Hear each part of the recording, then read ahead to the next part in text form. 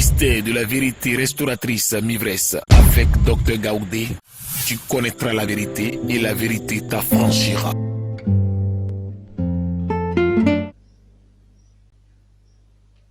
La 8e classe qui est dans l'école de Dieu, c'est la sagesse. La sagesse est une grande classe dans laquelle on apprend à accepter. Il y a des gens qui n'acceptent pas dans la vie. Non, moi, je ne pardonne pas. Hein, non, je ne pardonne même pas. Il ne faut même pas me donner. Faut pas me parler de lui. Non, non, non. Il n'accepte pas. Ok. Mais tu es à l'église, non?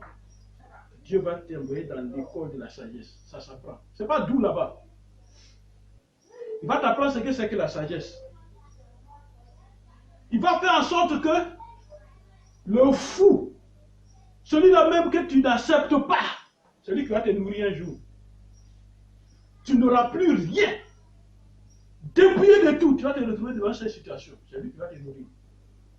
Et quand tu vas aller dormir, tu vas te dire, ouais, ça c'est vrai. Tu vas apprendre à accepter les autres. Tu vas apprendre à accepter quelqu'un. Tu vas apprendre à accepter ton entourage, ton voisinage. Tu vas apprendre à accepter tes frères à l'église. Homme de Dieu, écoute-moi bien. Il faut que tu apprennes à accepter tout le monde parce que ce sont des brebis. Qui dit brebis, les moutons n'ont pas d'intelligence. Tu vas apprendre à accepter le pauvre, à accepter le riche, à accepter le fou, à accepter le menteur, à accepter le destructeur. Tu vas accepter dans ton église parce que tu ne sais pas la définition d'un peuple. C'est un ramassis, un peuple. Amen. Donc, dans cette classe de la sagesse, on apprend à temporiser nos actes avant d'agir. Un sage, ce n'est pas quelqu'un, on lui dit net, il fait en même temps. Non, non, non. Quand on dit quelque chose à un sage, il a le temps de réfléchir. Il est prudent, il réfléchit. Et puis quand il donne la solution, c'est juste. C'est pourquoi on dit, il temporise ses actes. Voilà. Ces actes-là, c'est temporisé. Il met du temps, et puis il agit.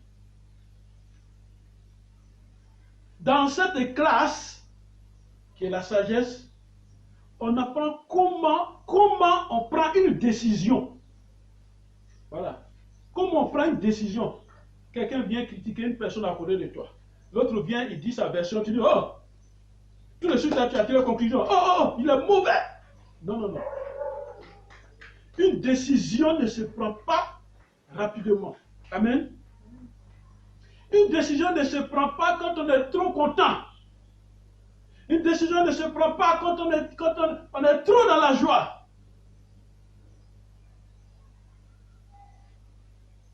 Dans cette école, on apprend à marcher avec les gens, avec les hommes. On apprend à marcher avec les hommes. Parce que quand Dieu te fait passer par cette école, tu sais que dans ce monde-là, nous sommes tous égaux. Amen. Devant Dieu, là, il n'y a pas riche, il n'y a pas pauvre, il n'y a pas Dieu qui nous voit comme des humains. C'est tout. Il n'y a pas de classe. Dans cette école, on y apprend aussi la maîtrise de soi. Ça veut dire quoi? On me donne une information, elle est mauvaise. On me dit par exemple que voilà tel monsieur t'a insulté. Voilà ce qu'il a dit de toi. Je prends mon calme. Je dis calme-toi. Voilà, je prends mon calme. Pour ne pas mélanger les choses. C'est quoi la parole de Dieu dit? C'est comme une vie forcée. La maîtrise de soi, c'est comme une vie forcée sans muraille. Il n'y a pas de clôture. Il faut la maîtrise dans la vie quand on est croyant. Et cela, Dieu nous envoie dans le désert et il nous met dans la classe de la sagesse. Voilà, il y a des classes là-bas. On a la 8e classe, c'est des classes. La classe de la sagesse. Pour que tu apprennes la maîtrise de la colère, la maîtrise du mensonge, la maîtrise de la connaissance. Pour que tu apprennes ça. Et c'est dans cette école-là, c'est à ce niveau qu'on obtient la maîtrise des grandes choses de la vie. On se maîtrise.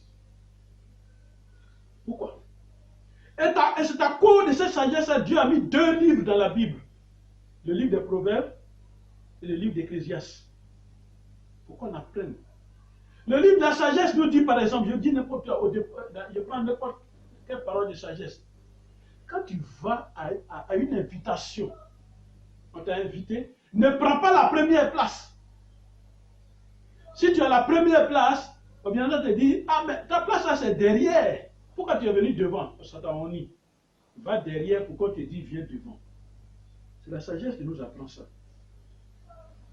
Celui qui est sage, il est lent dans ses agissements.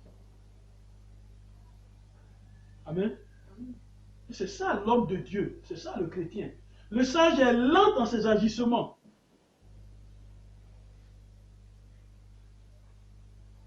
Regardez, pendant combien de temps Dieu répond quand nous prions?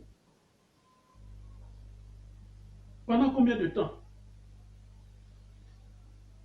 Pendant combien de temps Dieu répond à notre demande? Quelquefois même on est perturbé. Seigneur, ça ne va pas.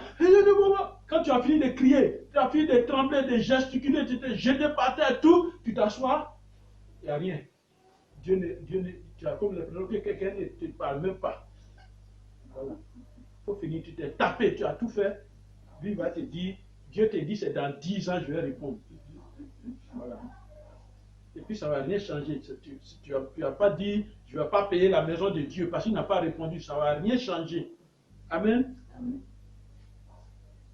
C'est pourquoi on l'appelle Dieu lent à la colère, riche en bonté. Il est lent dans ses décisions, mais aussi il est le Dieu qui agit à l'instant même où tu parles. Alors, toi qui suis cette parole, quand quelqu'un te manque, quand quelqu'un te manque en parole, tu es prêt à te battre. Et c'est ça on dit chrétien.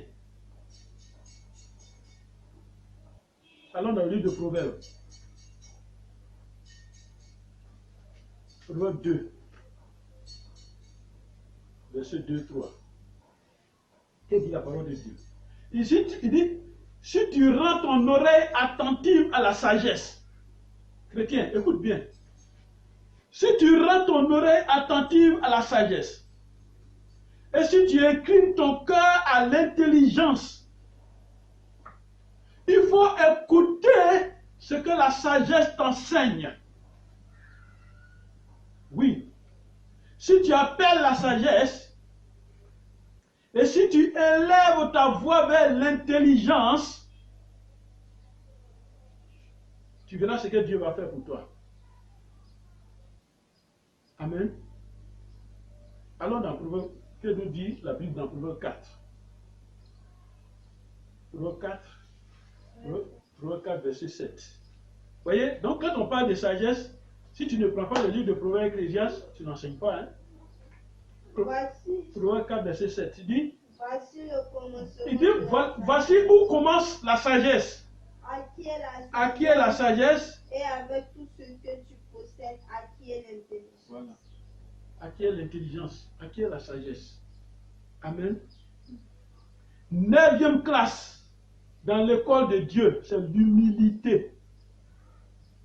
L'humilité.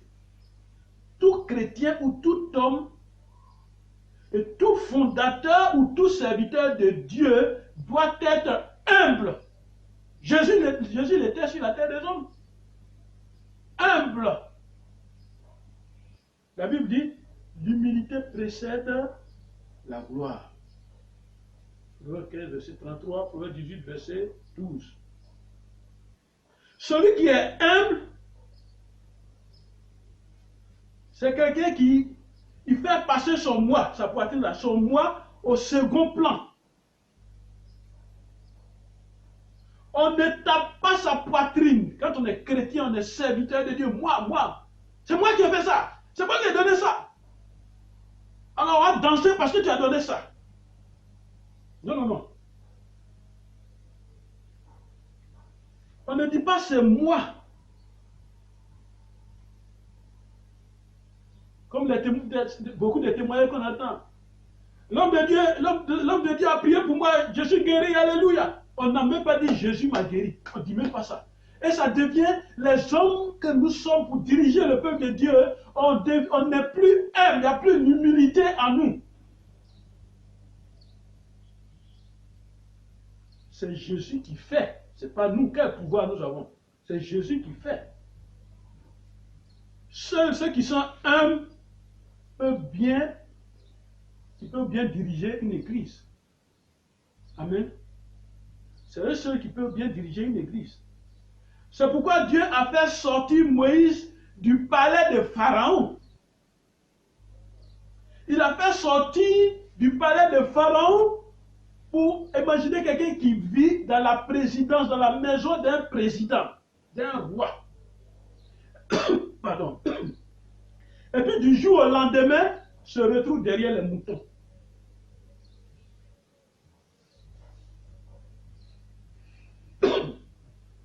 Dieu l'a fait et il l'a mis derrière les moutons. Dieu a humilié Joseph en le faisant passer par quoi? Par le puits. Il a fait passer par l'esclavage. Il a fait passer par... on l'a accusé injustement dans la maison de Potiphar. Il a fait passer par la prison. Regardez toutes ces étapes-là. C'est pour enlever quelque chose en un homme que Dieu fait ça. Jésus a été humilié. C'est quoi Ésaïe 53, verset 4 dit, humilié, frappé des hommes, humilié de Dieu. Pourquoi tu n'es pas humble? Pourquoi tu n'es pas humble? Serviteur de Dieu. Un frère quitte ton église. Tu le vois même, tu le maudis. Aïe! Pourquoi tu n'es pas humble? L'œuvre de Dieu n'est pas ta société. Pour dire mon église, ça ne se dit pas. Amen. Dieu a utilisé Moïse comme guide, comme berger du peuple d'Israël. Mais Moïse ne peut pas dire mon peuple, c'est le peuple de Dieu. Tu as écouté comment Dieu a monté, a construit, a constitué le peuple d'Israël. Il ne peut pas dire mon peuple. Pourquoi tu te gonfles? Au point où même après le culte, tu n'es même pas capable de saluer le plus pauvre de ton église. Tu n'es même pas capable de le saluer. Pourquoi? Ne sais-tu pas qu'un serviteur doit servir et non être servi? Non, tu ne connais pas ça? Quand Jésus est venu, est-ce qu'on l'a servi? C'est lui qui servait et il a laissé une leçon, il a lavé même les pieds de ses disciples. Allons dans Matthieu 6. Allons dans Matthieu 6. Au verset 2. Lors donc que tu fais l'aumône, quand tu fais un don, ne sonne pas de la trompette devant toi. Voilà, c'est-à-dire qu'il ne faut pas... Voilà, comme on fait... Et dans les rues, comme on fait dans le monde, quand les chanteurs chantent pour nous, tu sors les liens des billets et puis tu fais le travaillement. Ce n'est pas ça que Dieu veut. C'est ça que j'appelle sonner de la trompette. Quand tu fais ça, on applaudit. Et c'est dit, c'est comme les hypocrites font dans les synagogues, dans les églises et dans les rues. Pourquoi ils le font? Il dit, afin d'être glorifié par les hommes. Ne te laisse pas glorifier par les hommes. Et je vous le dis en vérité, ils reçoivent leur récompense sur la terre. Ce n'est pas en haut là-bas. Amen. Que nous enseigne la Bible à ce niveau-là? La Bible nous enseigne quoi à ce niveau? À ce niveau à ce niveau de l'humilité, qu'est-ce que la Bible nous enseigne? Alors dans le livre de Matthieu toujours. Dans le livre de Matthieu 23, à partir du verset 5, il va nous parler. Il dit, ils font toutes leurs actions pour être vus des hommes. Ainsi, ils portent des larges filantaires et ils ont de longues franges à leurs vêtements. C'est-à-dire, l'humilité a fait qu'on crée des vêtements des serviteurs de Dieu. Hein, l'orgueil, ça fait qu'on crée des vêtements multicolores, vêtements qui influencent. Ils aiment la première place dans les festins et les premiers sièges dans les synagogues. Voilà, les premiers sièges dans les synagogues. Il a son fauteuil. Quand on dirait un roi, c'est lui-même Dieu. Le grand fauteuil, il est installé là. Personne ne doit le toucher. On ne s'approche pas là de ce fauteuil. La Bible dit, ils aiment la première place dans les festins et les premiers sièges dans les synagogues, dans les églises. Ils aiment être salués dans les places publiques. Alléluia, on se couche par terre. Et être appelés par les hommes rabbis, maîtres. Voilà, c'est comme ça qu'on les appelle. Au verset 9, il dit quoi? Il dit, n'appelez personne sur la terre votre Père. Voilà. C'est la Bible qui dit, Matthieu 23, verset 9. N'appelez personne sur la terre votre Père. Il parle bien du spirituel. Car un seul est votre Père, celui qui est dans les cieux. Amen. Le verset 12 dit, quiconque s'élève sera abaissé. Quiconque s'abaissera sera élevé. Amen. Remarquez, les vrais chrétiens sont humbles. Les vrais serviteurs de Dieu sont humbles. Laisse Dieu t'élever. Si tu n'es pas humble, si tu es orgueilleux, c'est dangereux. Laisse Dieu t'élever. Dieu te conduit dans son école d'humilité pour briser ton orgueil. Si tu n'es pas humble, il te conduit. Si tu es orgueilleux, il te conduit. Parce que Jésus a été humble. Amen. Des hommes de Dieu qu'on ne touche pas. Dieu te fait passer par son école pour briser ta fierté. Pour un petit don spirituel que tu as. Amen. Pour un petit don spirituel que Dieu qui se manifeste en toi, tes épaules sont déjà en l'air. Au point où tu ne dois même pas saluer les hommes parce que ce don est grand. Parce que tu es trop grand. Tu es saint. Qui est saint sur la terre des hommes? Tu es saint, tellement saint. Oh, l'homme de Dieu a dit, c'est fini, on ne parle plus. Non. C'est Dieu qui dit. Ce n'est pas l'homme de Dieu qui dit. C'est pas ça. 10e classe dans l'école de Dieu, le chemin. Il y a 2 types de chemins dans ce monde, dans la vie. 2 types de chemins. Le chemin du diable. Ce chemin-là, il mène à la destruction. Le diable ne peut jamais te mettre sur un bon chemin dans la vie. C'est faux. Un sorcier, un charlatan, un féticheur ne peut jamais mettre quelqu'un sur le bon chemin. Le chemin là, c'est voilé. Tu ne peux pas découvrir qu'est-ce qui est derrière, là où il t'amène, qu'est-ce qui est derrière. Quel est l'objet, quel est le but? Il va te cacher. Et c'est pourquoi la parole de Dieu dit dans Jean 8, verset 44, vous avez pour père le menteur. Il a été menteur depuis son origine. Sur le chemin du diable, il y a des ramifications, des dérivations.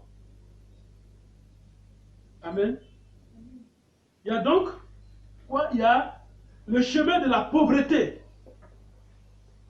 Il y a le chemin de la misère, le chemin du mensonge, le chemin de la mort. Tous ces chemins-là sont dessus. Et le 2e chemin, c'est le chemin de Dieu. Allons dans Ésaïe 35. Dans Ésaïe 35. Ésaïe 35. Allons dans Ésaïe 35, verset. verset 8.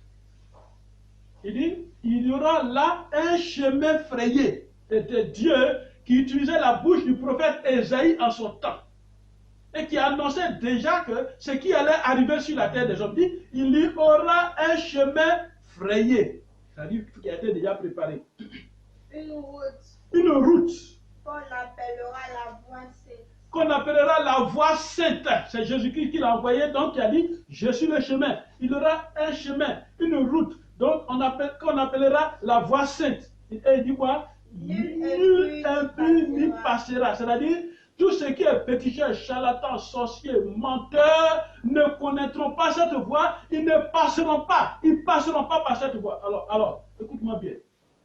Si le Seigneur dit ça, comment tu peux encore prendre le chemin du menteur, le chemin du féticheur?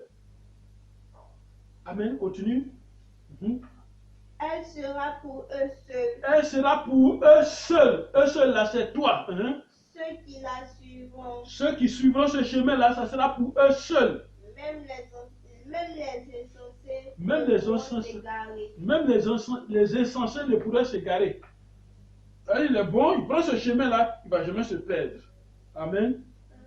Jésus a dit, je suis le chemin. Il n'a pas dit, je suis un chemin. Je suis le chemin. Jésus est le chemin de la réussite.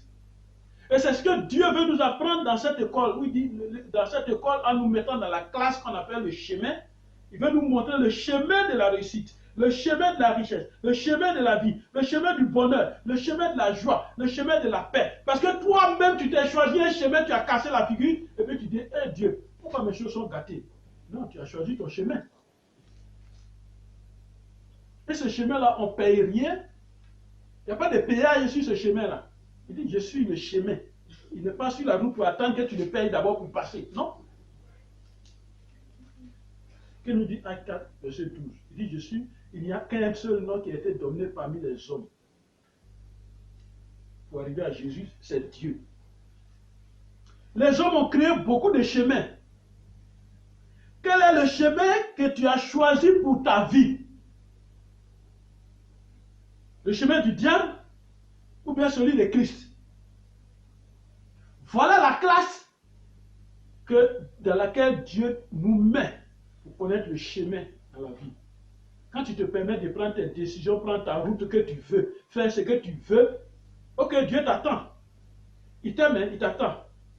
Et puis il crée maintenant un vrai chemin méchant, dangereux. Et puis il te met dessus, et puis il regarde, et puis il dit aux gens, chantez ma gloire, ne vous occupez pas de lui. Et puis ça se passe. Et puis toi-même tu es assis, et puis tu dis, ouais, j'ai vraiment choisi un mauvais chemin.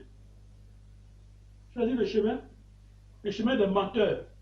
Tu vas aller voir, te dire, donne 500 000. Dieu va faire en sorte que Dieu va changer ta vie. Donne-moi 1 million. Dieu va changer ta vie. Tu viens à la maison, tout l'argent qui est là, tu ramasses. Tu ne dis même pas à ton mari ou à ta femme. Tu ramasses, tu t'envoies, tu envoies.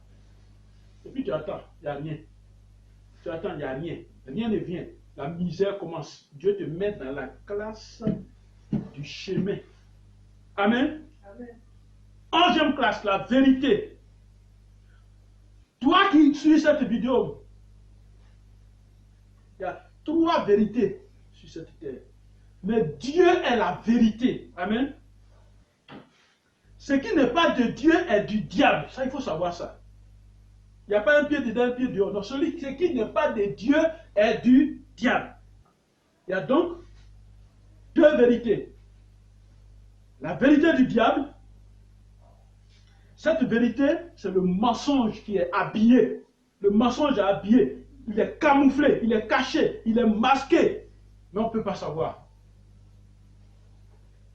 C'est une vérité hypocrite. Et Jésus a imagé ça. Allons dans le livre de Luc. Ce que Jésus a donné comme image. Luc chapitre 6. Luc 6. Verset 42.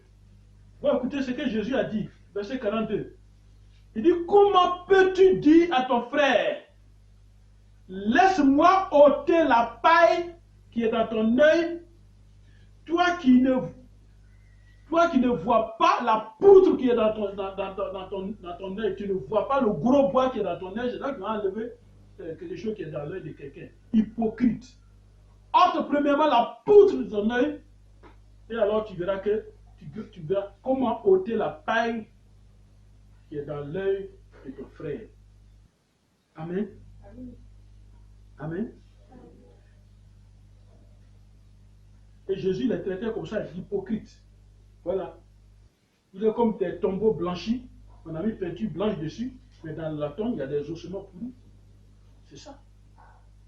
Et c'est pourquoi il nous parle à travers sa parole.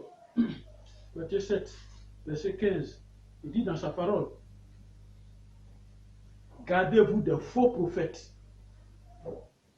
Ils viennent à vous en vêtements de brebis. Mais au-dedans, ce sont des loups ravisseurs. Quand ils viennent à ta maison, quand tu le vois, même, tu dis, ça c'est Dieu même qui est venu. Mais il a réagi dans ta maison, il a placement, dernier cri, il y a des appareils, dernier cri. Le lendemain, à l'église, c'est la prédication. Le pasteur n'a même pas de place là. Le pasteur n'a même pas de voiture. Et il y a des gens chez eux à la maison. C'est ça qui est prédication. Tais-toi, si tu n'as pas de message à donner. Amen.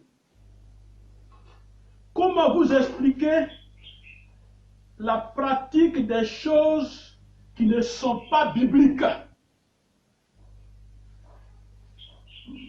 Nous savons tous que Jésus est monté au ciel devant ses disciples.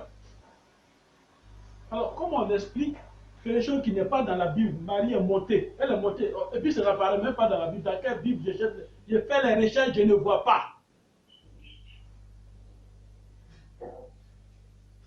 Si l'ascension de notre Seigneur Jésus-Christ n'a pas été cachée, pourquoi pour sa mère va être cachée? Voilà la classe dans laquelle Dieu nous met pour nous montrer la vérité.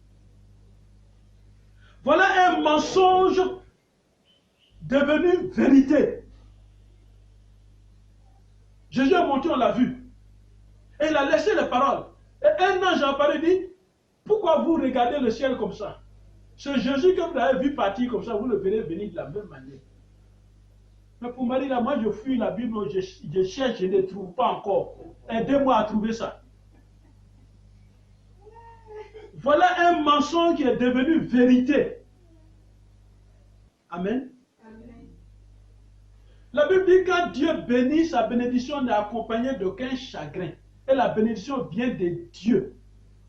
Mais expliquez-moi, comment on peut me dire, donne l'argent, Dieu va me bénir. Donc il m'a mis sur la terre là. C'est un maudit qui l'a envoyé sur la terre. Soyons réalistes. Pourquoi quand Dieu donne un commandement aussi important, on le change? Alors dans un des commandements, Exode 20. Exode chapitre 20. Exode 20, verset 3 à 5. Écoutez bien, suivez cette parole. Verset 3 à 5. Verset 3 d'abord. Il dit, tu n'auras pas d'autre Dieu devant ma face. Il dit, tu n'auras pas d'autre Dieu devant ma face. Donc ça veut dire que la façon dont je suis arrêté là, c'est comme ça que je dois être dans ma chambre, dans mon salon, dans mon quartier, dans mon village, partout je dois être comme ça. Mais expliquez-moi où on a enlevé un autre Dieu qu'on met devant nous et puis on se prosterne devant lui, on lui parle. On achète ciment, on achète gravier, on achète fer, on achète peinture. On va voir quelqu'un qui fabrique une statue. Il fabrique bien la statue, bien jolie. Il fait les dessins des yeux. Il met une couronne à dessin sur sa tête. Il fait des habits, des robes dessus, une robe bien jolie dessus. Et puis il te donne, puis tu te prosternes devant le ciment que tu as acheté. Je ne peux pas comprendre. Et il continue, dit, tu ne te feras point d'image taillée, ni des représentations quelconques des choses qui sont en haut dans les cieux et qui sont en bas sur la terre Et qui sont dans les eaux plus bas que la terre. Tu ne te prosterneras point devant elles. Tu ne les serviras point.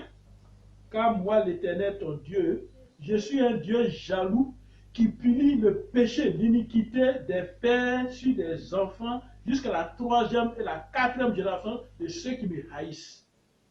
Amen. Alors, d'où vient l'adoration des statues? D'où ça vient? Voilà, mensonge qui est devenu vérité. Amen. Amen. Alors que c'est écrit noir sur blanc. C'est aussi un mensonge. C'est devenu vérité. Il y a la vérité de Dieu, Jésus. Remarquez bien cette vérité. Elle a franchi l'homme. Et puis il n'y a pas de salaire à payer. Il n'y a pas quelque chose à payer. Si tu dois payer quelque chose, ce n'est pas vrai. Il n'y a pas quelque chose à payer. C'est ce que Jean 8, verset 36, il dit, si Christ a franchi, tu es véritablement libre. Il n'a pas dit, si Christ a franchi avec des conditions. Non. Il n'a pas dit ça. Si Christ a franchi, si tu ne comprends pas, prends le dictionnaire même. Si là, c'est quoi? Christ, c'est quoi? Affranchi, c'est quoi? Véritablement, c'est quoi? Libre, c'est quoi? Tu vas comprendre, c'est simple.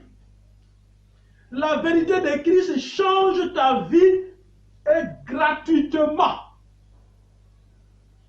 La vérité de Christ rend libre. Est-ce que tu es libre?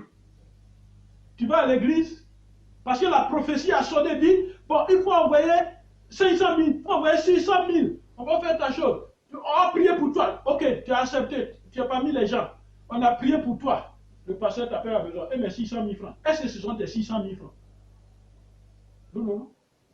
Voyons les vérités en face. La vérité de Christ rend libre. Christ donne la vérité, il nous donne la vérité sur la paix. C'est vrai, il dit, je vous donne la paix. Mais je ne vous donne pas comme le monde donne. Hein. Le monde a l'air paix après la guerre. Ce n'est pas ça. Hein. Pour moi, quand il donne, tu es véritablement en paix. Il nous donne la vérité sur les maladies. Il nous donne la vérité sur les croyances. La vérité sur la connaissance. La vérité sur nos besoins. La vérité sur la mort, sur l'ignorance. Christ nous donne cette vérité-là. Amen. Amen. La 12e classe dans laquelle Dieu nous dépose, qui est une classe du désert, c'est la vie. La classe de la vérité, si toi tu refuses la vérité, on te présente Jésus, on te dit la vérité, tu refuses, ok, Dieu va te mettre là où il y a la vérité, où on accepte la vérité de force, il va te mettre là. La 12e classe, c'est la vie. L'homme doit savoir qu'il a 3 vies. La vie préhumaine, c'est-à-dire avant de venir sur la terre, tu étais. C'est là-bas que tu es quitté, tu étais. Et puis Dieu a décidé, le conseil des saints a décidé que tu viens sur la terre pour faire quelque chose. Ce n'est pas pour venir manger seulement. Ce n'est pas pour venir avoir des voitures, non. Tu es venu faire quelque chose. La voiture était un moyen de déplacement. Dieu a accepté ça, mais ce n'est pas une bénédiction. Tu es venu faire quelque chose. Demande à Dieu, quelle est cette chose que je suis venu faire? Deuxième vie, c'est ta vie sur la terre. Comment elle est? Comment est ta vie sur la terre? Troisième vie, c'est ta vie après ta mort. Nous n'avons aucun pouvoir sur ces 3 vies-là. C'est Dieu seul qui a le pouvoir. Tu as un choix de Dieu avant de venir sur la terre. Qu'est-ce que tu fais de ce que Dieu a mis en toi pour influencer la terre, pour changer les choses sur la terre des hommes? Regarde les Américains. Ce sont des hommes. Ils ont réfléchi, ils sont partis sur la lune. Toi, tu es venu, tu réfléchis pour faire quoi? Pour mettre palabres entre les gens. Tu réfléchis pour faire quoi? Pour diviser les foyers. Tu réfléchis pour voler l'argent des gens. Quelqu'un a souffert pendant des années. Il a gagné son argent. Tu viens à un puissant, tu ramasses, tu t'en vas. Ça, c'est ta réflexion. C'est ça que tu es venu faire sur la terre. On va t'abattre. C'est tout. Dieu a dit, oh, ça, c'est plus la peine. Et puis on t'abat.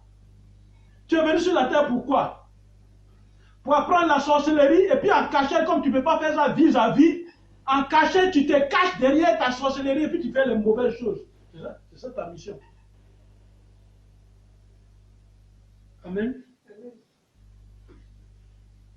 Qu'est-ce que tu fais de ta vie sur la terre? Comment prépares-tu ton accès dans le royaume des cieux, le royaume de Dieu? Voilà donc comment Jésus regroupe toutes ces matières de l'école de Dieu, il les met en groupe de formation, ça.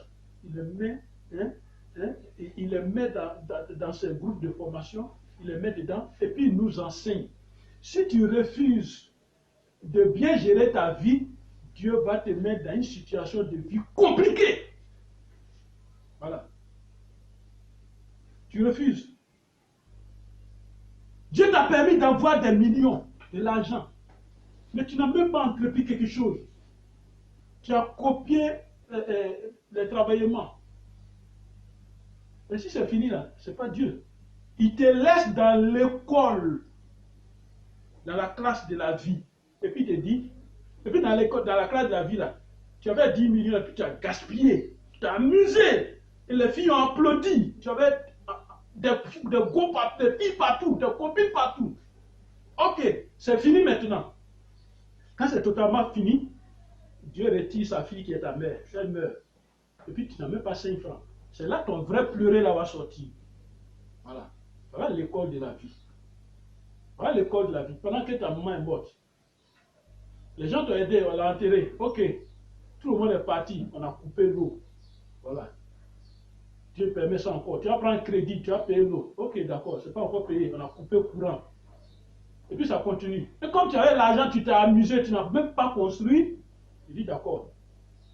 Il s'en va dans la tête du propriétaire de la maison. Va encaisser ton argent. Il s'en va, tu n'as pas payé 2 mois, 3 mois, il te fout dehors. Voilà, tu es dans l'école de la vie maintenant. C'est comme ça l'école de la vie. Amen. Et c'est pourquoi Jésus nous a dit, je suis le chemin, la vérité et la vie. Et c'est dans cette école qu'on arrive au grand niveau qui est la connaissance de Dieu, qui est la connaissance de Christ, la connaissance de l'Esprit de Dieu, la connaissance du diable. Un chrétien doit savoir ces choses. Amen. Un chrétien doit savoir ces choses. On ne va pas à l'église seulement comme ça. On doit savoir ces choses.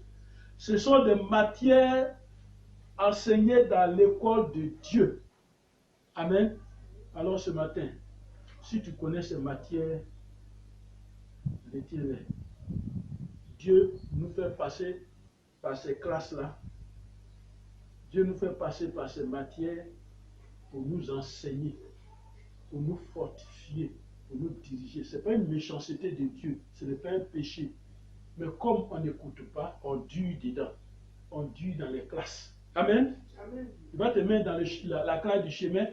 Tu es tellement sourd, tu ne veux plus écouter. Tu vas durer dedans pendant des années. Que la paix du Seigneur soit avec nous.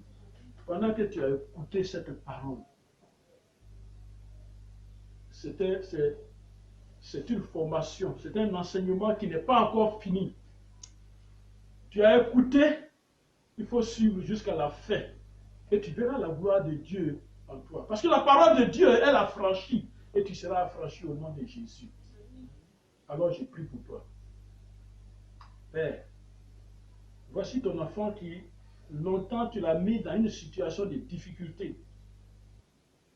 Parce que tu veux le former à devenir homme.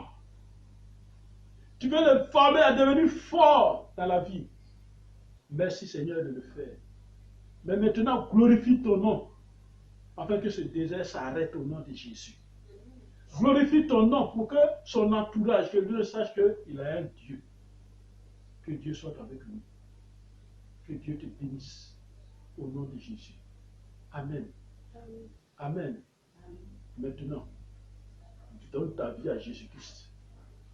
Jésus t'attend. Il dit, venez à moi, vous tous qui êtes fatigués. N'es-tu pas fatigué de supporter cette situation difficile?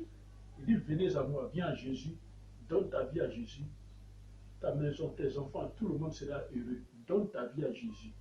Accepte Jésus comme ton Seigneur et son Sauveur, afin que la paix de Dieu soit sur toi. Au nom de Jésus. Amen. Au ministère de la vérité restauratrice. Prends contact. 05 76 37 06. Que la paix du Seigneur soit avec toi. Au nom de Jésus. Amen.